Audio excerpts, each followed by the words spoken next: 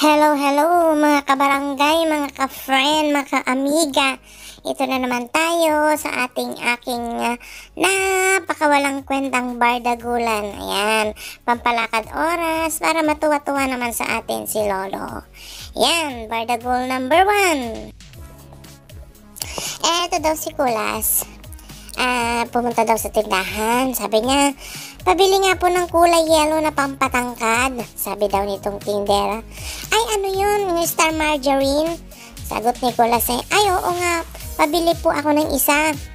Tapos naka 20 na daw na nabili ng konsumo si Kulas ng star margarine.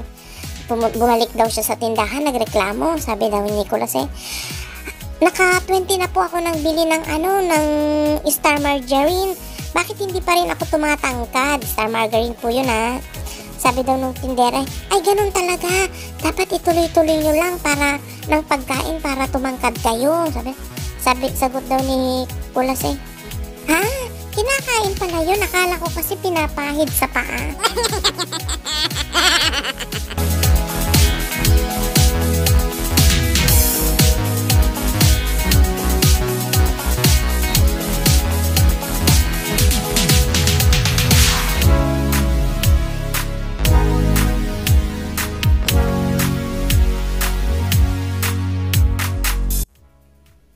Eto, sa loob daw ng klase, sabi daw nitong teacher verb is an action word. Kulas, give me an example. Sagot daw ni Kulas went ma'am. Use it in a sentence. Sagot ulit ni Kulas Maria went to town. Sagot ng teacher very wrong. Kung gagamit ka ng went, wala ka ng go. Wala na yung go. Sagot daw ni Kulas ma'am, yung go, apelyedo yun ni Maria. Intindihin yung mabuti ma'am, hindi yung puro kayo chismis dyan.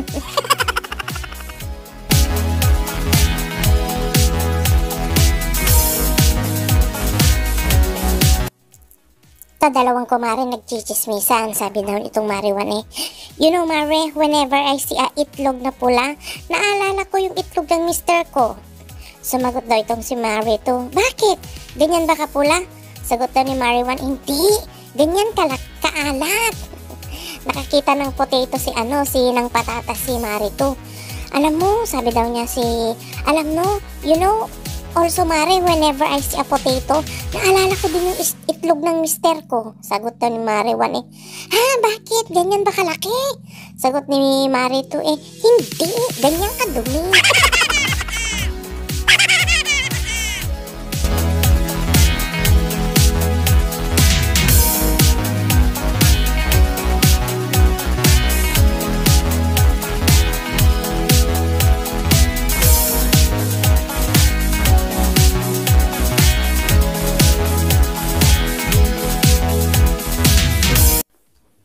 Eto, meron daw isang Chinese na sumakay ng taxi sa Manila at napadaan daw siya sa Manila Bay.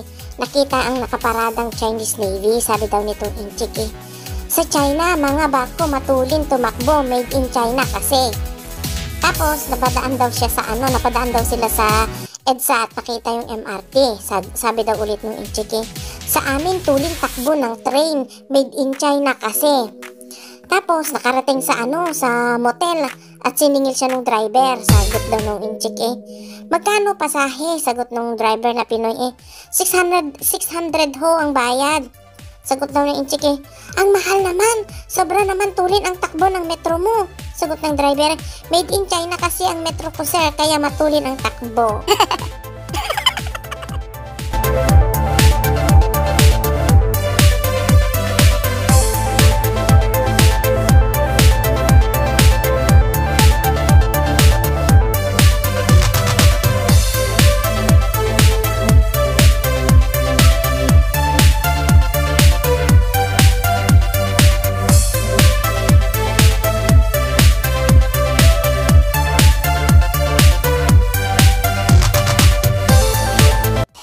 Eto, meron daw isang bus driver.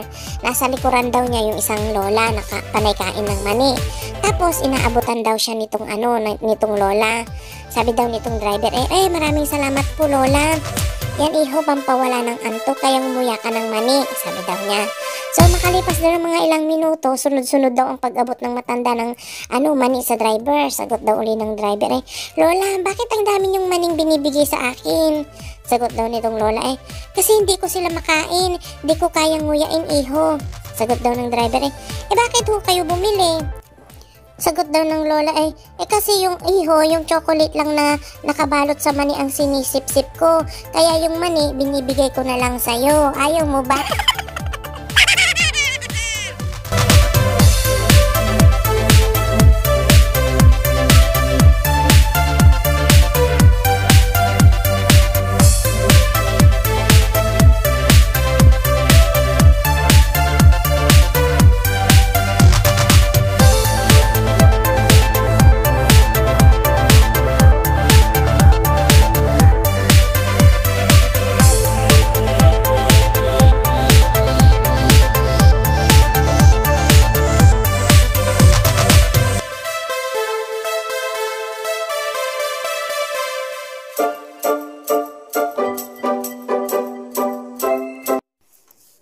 Eto daw, nagloloko-loko na naman si Kulas. Sabi daw niya doon lumapit daw siya sa kanyang tatay. Sabi daw niya, Pa, may nalaman po ako tungkol sa pagkatao ko. Totoo po ba yun? Sagot daw nitong papa niya, ano? Heto, 2,000. Huwag mo na lang sabihin sa mama mo ha. Nakita ni Kulas ang mama niya. Sabi daw niya sa mama niya, Ma, totoo ba yung nalaman ko? Sabi daw nitong mama niya Heto, 5K, huwag ka na lang maingay anak ha. Tapos etong loko-lokong Kulas, sabi na ayos, magkakapera ako nito.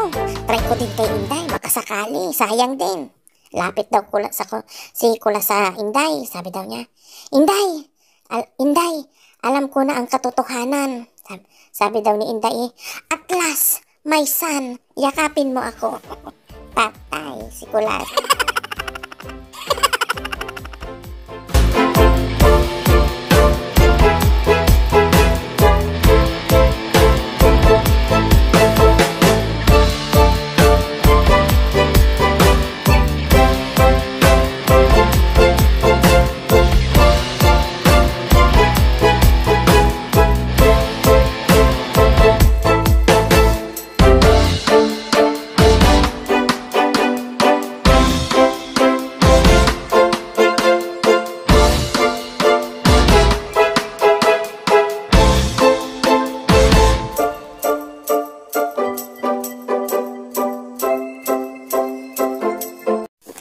Eto, nahuli daw si Kulas sa kanyang mga panindang bag. Sabi daw nitong NBI aha, peke ang mga bag na tinda mo Sagot ni Kulas Sir, hindi po, local made po lahat ito.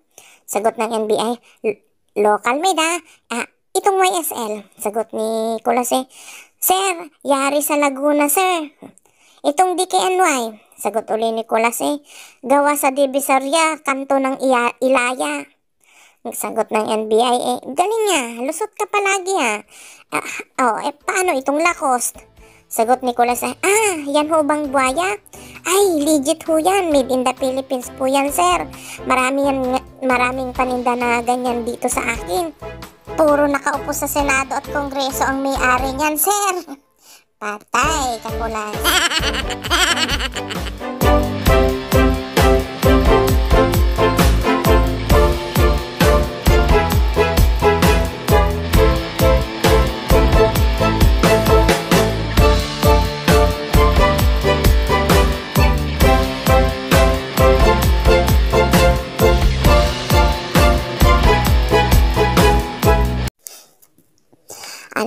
Malungkot daw yung anak ni Aling Mayang kasi graduation na.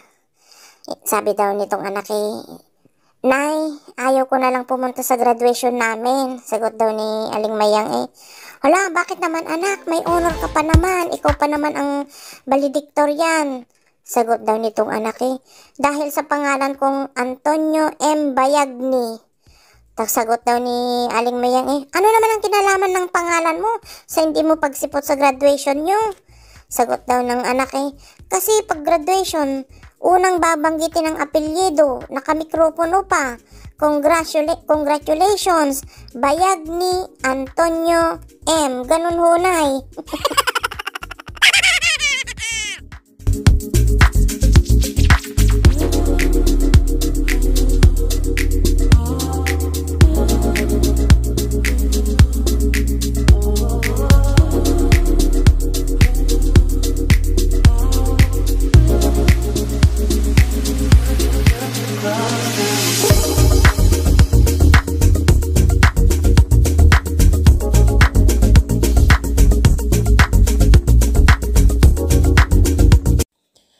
eto daw sa loob daw ng classroom ng mga repeater na mga estudyante.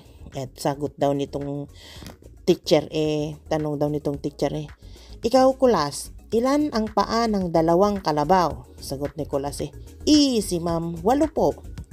Sagot ng teacher ikaw naman Pedro, ilan ang paa ng 4 na pusa? Sagot daw ni Pedro, ito naman si ma'am, very easy, di 16 po. Tapos eto naman daw si teacher, ikaw naman Berto, bakit tumatawa ka dyan? Parang alam mo na yung sagot Sabi daw nitong mayabang na tong si Berto na pinakamatanda sa grupo kasi naman ma'am, malamang 6 na hayop ang itatanong nyo kaya alam ko na ang sagot niyan. Sagot daw nitong teacher ang yabang mo Ber. Tingnan natin, sige nga, ilan ang paa ng 6 na alupihan? Patay si Berto.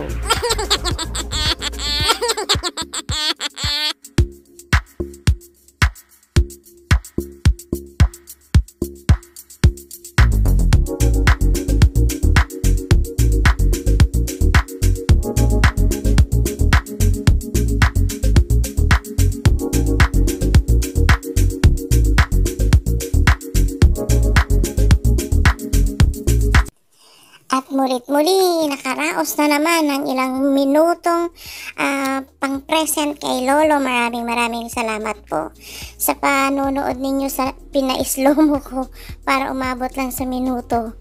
Salamat po sa lahat. Maraming po salamat sa inyo at patapusin nyo naman na. Ayan. In-slow mo ko na lang para umabot sa 13 minutes. Thank you. God bless everyone. Ayan, babush.